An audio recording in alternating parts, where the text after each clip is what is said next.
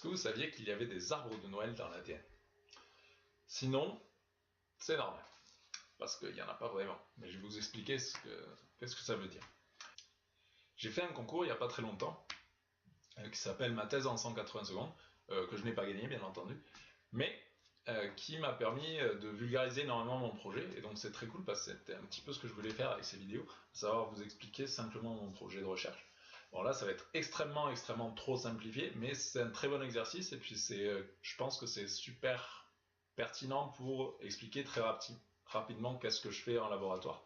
D'ailleurs c'est quelque chose, ce concours c'est quelque chose que j'encourage tous les gens qui sont en doctorat ou qui font de la science ou qui font des choses très compliquées à au moins s'intéresser à ça.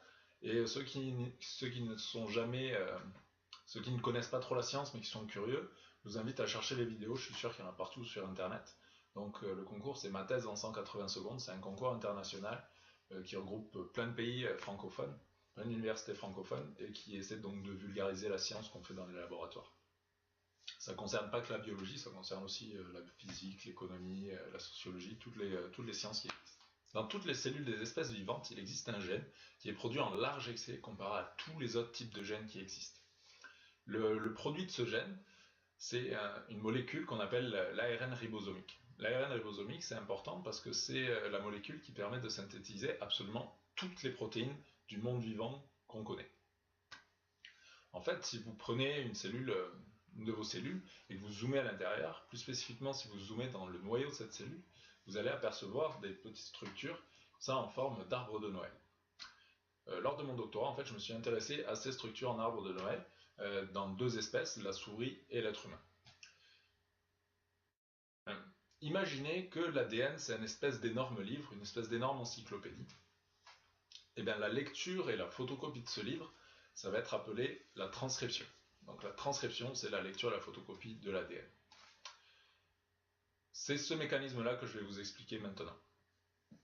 Donc comment on fait pour lire un livre? La première des étapes, à part si vous avez des yeux bioniques, ça va être d'ouvrir le livre, donc de prendre le livre et de l'ouvrir. C'est exactement la même chose pour l'ADN. En fait, l'ADN, c'est une très longue molécule. Dans chacune de vos cellules, vous avez 2 mètres d'ADN, chacune de vos cellules.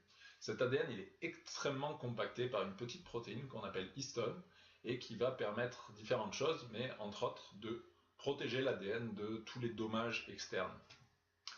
Ça va protéger des dommages, mais en échange, ça va empêcher les gènes d'être produits.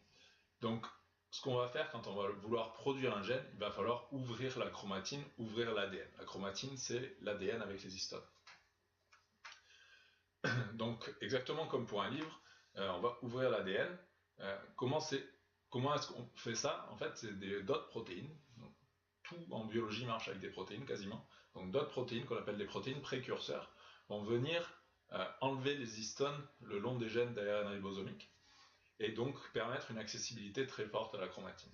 Dans un deuxième temps, d'autres petites protéines qu'on appelle des facteurs de transcription, parce qu'ils sont impliqués dans la transcription, vont venir pour marquer l'ADN. Imaginez que c'est un petit peu des marque-pages ou des surligneurs. Des marque-pages parce que ça va indiquer à quel endroit vous avez le passage qui est intéressant, et surligneurs parce qu'il y a certains mots qui sont plus importants que d'autres et qu'il va falloir marquer sur l'ADN. Une fois qu'on va avoir posé ces marques, ces marque-pages, eh bien, d'autres protéines qui sont, elles, directement impliquées dans la transcription, notamment les polymérases. Donc, la polymérase, c'est une protéine qui produit le gène, c'est la photocopieuse en fait, va venir pour lire et pour photocopier le gène. Pourquoi est-ce qu'elle fait ça? Parce que, en fait, les gènes, c'est quelque chose de très précieux. Vous n'en avez pas beaucoup de copies dans votre ADN. Et donc, pour l'utiliser, ce que la polymérase va faire, ça va faire une photocopie pour ensuite prendre cette photocopie et l'utiliser dans la cellule. Donc, c'est super pratique. C'est la même chose qu'à la bibliothèque. Si vous voulez prendre une copie, vous ferez une photocopie. Comme ça, vous n'abîmerez pas l'original. Maintenant, pourquoi est-ce important d'étudier ce mécanisme? En fait, indirectement, ce mécanisme, c'est un des premiers qui a permis d'identifier les cellules cancéreuses. Là où les ARN ribosomiques sont produits, donc là où il y a ces structures en arbre de Noël, c'est une sous-partie du noyau des cellules qu'on appelle le nucléole. Et ce nucléole-là, si vous le regardez au microscope, vous allez voir qu'il va être très gros dans les cellules cancéreuses comparé à des cellules normales. Et en fait, c'est parce que les cellules cancéreuses ont besoin d'une énorme production de protéines, et donc elles vont produire énormément d'ARN ribosomique parce que c'est eux qui synthétisent les protéines. Okay, donc c'est pour ça qu'on va étudier ce mécanisme, parce qu'en le comprenant mieux, on va pouvoir cibler spécifiquement les cellules cancéreuses parce qu'elles ont une suractivation de ce mécanisme, et donc traiter mieux la pathologie qu'est le cancer, ce qui reste un des défis majeurs à l'heure actuelle dans la recherche médicale en général. Voilà, j'aimerais bien avoir votre retour. Est-ce que vous avez compris ce que j'ai dit? Est-ce que vous avez pigé sur quoi je travaillais? Comme je l'ai dit, c'est extrêmement vulgarisé. Là, je ne suis pas du tout rentré dans les détails parce que c'est extrêmement complexe, et je pense que j'y reviendrai dans d'autres vidéos si j'arrive à me remettre à faire des vidéos. Mais disons que mon projet de recherche me prend énormément de temps, ce qui est plutôt une bonne chose. Mais voilà, je ne sais pas si ça vous a plu. En tout cas, j'espère que ça vous a donné envie d'aller voir le concours, ma thèse en 180 secondes, qui est un concours vraiment très intéressant.